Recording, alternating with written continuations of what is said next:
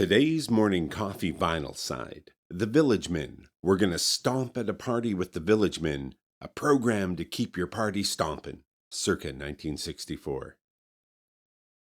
Now, do you remember D.L. Muller, the notorious king and founder of many budget recording labels, including this label, Somerset?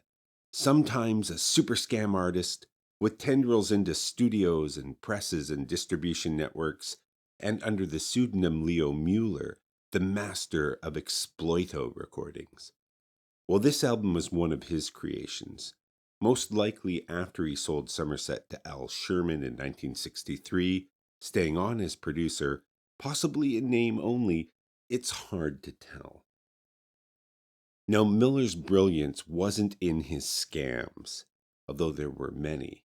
It was his vertical integration, controlling every aspect of his recordings, from the management of the talent to the stocking of units on store shelves, that gave him advantages over others. He had more margin to play with, and he used price concessions to incentivize both merchants and consumers hungry to participate in the vinyl record craze.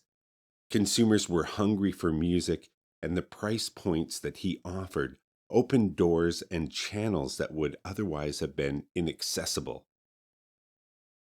In this way, Miller was specifically responsible for propagating the availability and sale of stereo recordings in a time when they were still premium priced by the majors, basically bringing stereo to the people and helping to normalize stereo as the dominant industry format in years to come.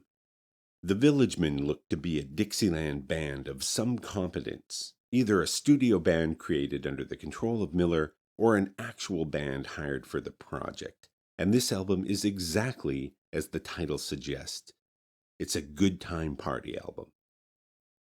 Now, there were actually two albums in this Villagemen series, produced by Miller and Somerset, and as much as I have no real interest in these kinds of recordings, this one's not bad. You could definitely put it on and tap your foot to some Dixie if that's your thing. We've heard better for sure, but we've heard worse.